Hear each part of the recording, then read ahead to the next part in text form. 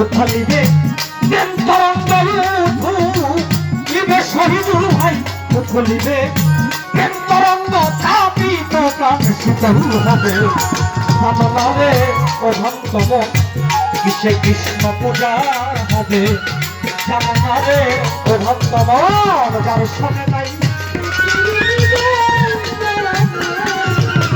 যার সাথে নাই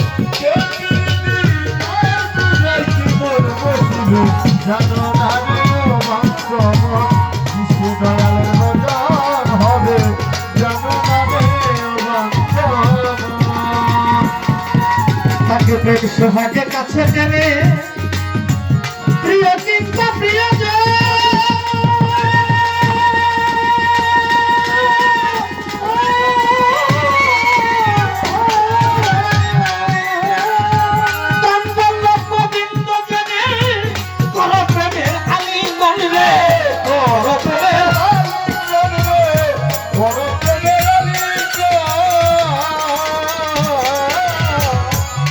সোহাগের কাছে টেনে প্রিয় কিংবা প্রিয়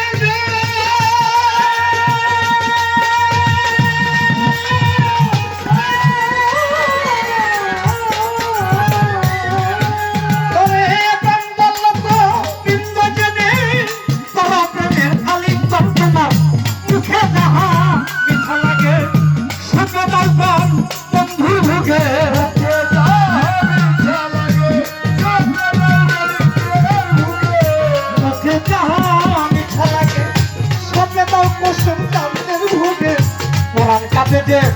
রূপের তরে তোরা কাঁদে নেই ভক্ত তোরার কাঁদে যে রূপের তরে রূপ ধরেছে কোমরে জানো রে বন্ধমন যে গুরুর বচন হবে জানো না রে বন্ধমন যার সাথে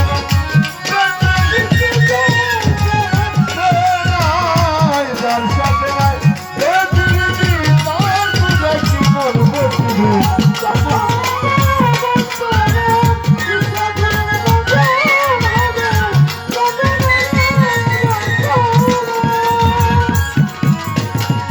সবার চাইতে গোপন পিড়ি তার সঙ্গে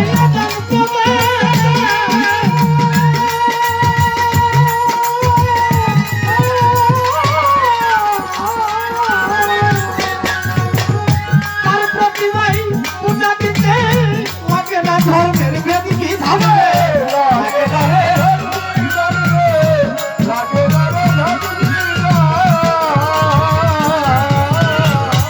সবার চাইতে গোপন পীড়িত মুরল বাবা তার সঙ্গে দান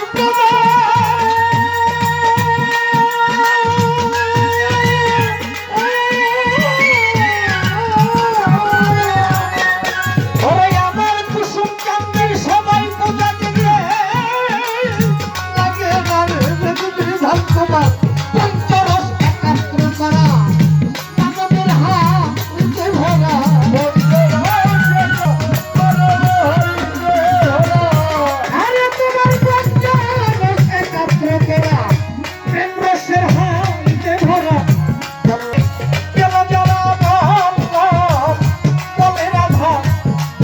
বলে পেল যারা ভাবের মরাই মরছে ভাবে জানো না রে ভগবান সে গুরুর বচন হবে জানো না রে ভগবান যার সাথে নাই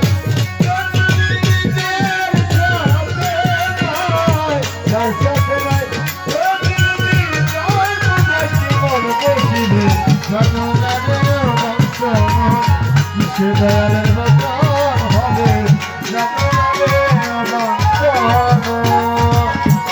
আমার ভাই যাহার ঘটে দেখা মাত্র আমার মনে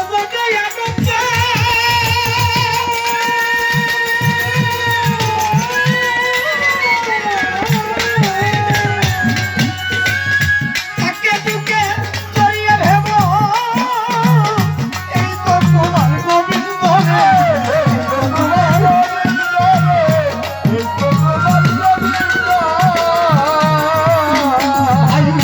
যাহার মতো দেখা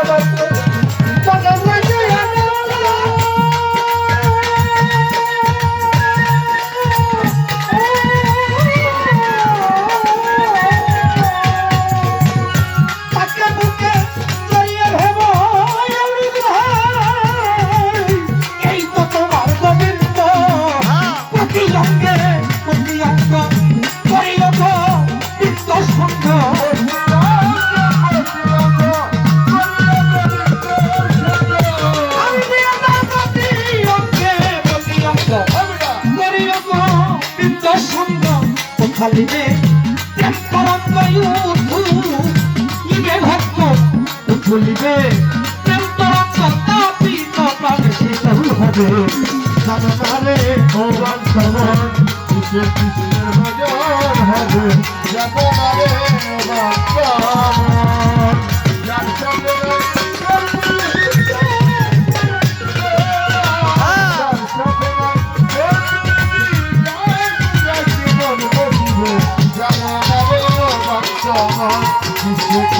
ভজন হবে জানো না রে বান্ধবন। বাবা তখন হনু বলে ও মা ওই মালাটা আমি কানের মধ্যে নেই নাকের মধ্যে নেই মুখে নেই কোনো স্বাদ পাই না বিধায় মালাটা আমি ফালিয়ে দিই। বলে তাই নাকি বাবা? বলে ও হনু আমার একটা প্রশ্নের জবাব তুমি দিবা? বলে হ্যাঁ বলো মা। বলে তুমি তোমার গুরুকে কতটুকু ভালোবাসো? হনু বলে বা তুমি দেখতে চাও না শুনতে চাও? বলে আমার একটু দেখাও তাহলে। কারণ সে তো মা অন্তর্যামী, সে জানে ওই যার লোককে আর ভক্তদেরকে বোঝানোর জন্য। বলে তাহলে দেখি।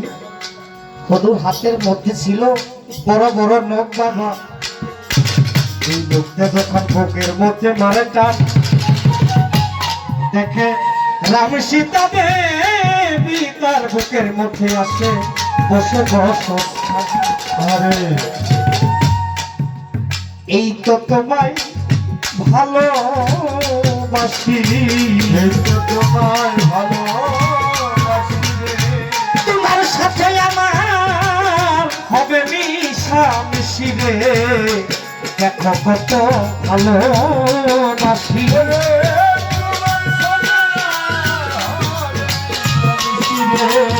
তোমায় কত ভালোবাসি।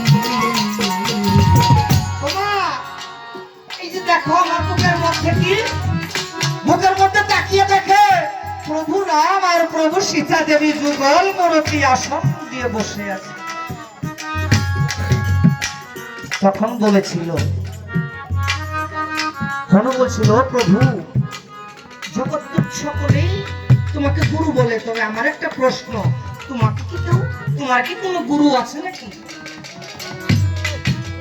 বলে হ্যাঁ আছে রে হনু, তুই আগামীকাল সকালে এই নদী তিজলার মধ্যে ডুব দিয়ে একবারে নিচে গিয়ে দেখি আমার গুরু বসা আছে। মনের খুশা প্রভুর গুরু দেখবে। নদীর মধ্যে ডুব দিয়ে দেখেন তার মতো একটা হনু সিংহাসন করে বসে আছে, কিন্তু হনু বুঝতে পারে না। বলে আমার মতো পশু আমার প্রভুর গুরু হইতে পারে নাকি? না না বুঝাবার চলে আসছে। ও গুরু তুমি কাকে দেখতে বললে? সে তো গিয়ে দেখি আমার মতো একটা পশু। রাম মনে মনে বলে ও তো বুঝতে পারে না, ওরা আরেকটু সহজ করে দিল। ও হনু আবার তুমি সকালে গিয়ে দেখবা, এইবার তুমি বুঝতে পারবে আসলে আমার প্রকৃত পক্ষে আমার গুরুটাকে। গুরু নাম শুনে, গুরুর কথা শুনে যখন আবার নদী ভিজলার মধ্যে ডুব দেয়, গিয়ে দেখে মনের পশু হলো একটা সিংহাসনে বসে আছে। বাবা বলে জানাই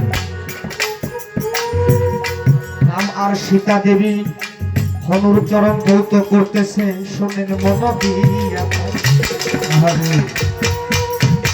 দেখে হনু সিংহাসন করে বসে আছে, আরে রাম আর সীতা দেবী হনুর পদ যুগলে চুম্বন দিতেছে, তার চরণ ধৌত করতেছে। এই জায়গায় গুরু ভক্তকে যুগ আসলে ভক্তি। তখন ওই যে বলছেন আর ও গুরু কিভাবে আমার আরটা কাটবে? ওই যে এমন বিশ্বাস, এমন প্রেম, এমন ভক্তি যদি থাকে তাহলে দেখবেন এখানে আর আর থাকলে তখন গুরু হয়ে যাবে ভক্ত, ভক্তই হয়ে যাবে গুরু। যার বদল দেখা মাত্র মনে যাকে আনন্দ।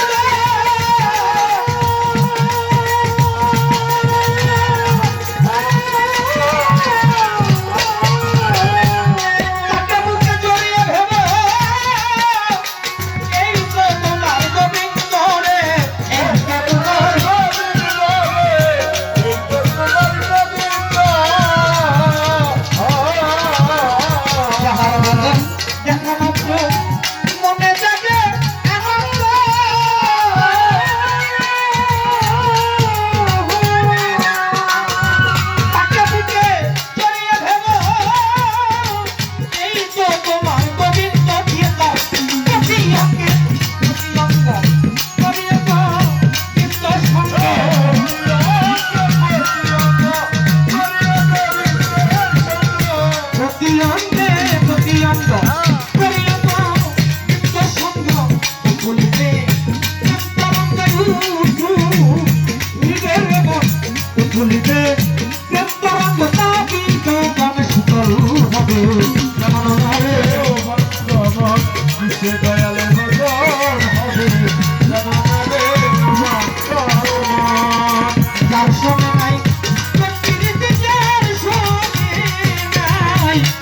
আর শুনি নাই প্রেম প্রীতি ও মন তার পূজায় কি মন্ত্র শিবে তুমি জানো না রে ও ভক্তগণ কৃষ্ণে কৃষ্ণ পূজা হবে তুমি জানো না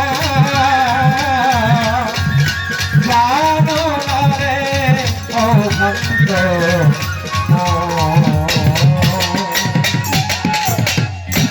জয় গুরু, জয় গুরু, জয় গুরু।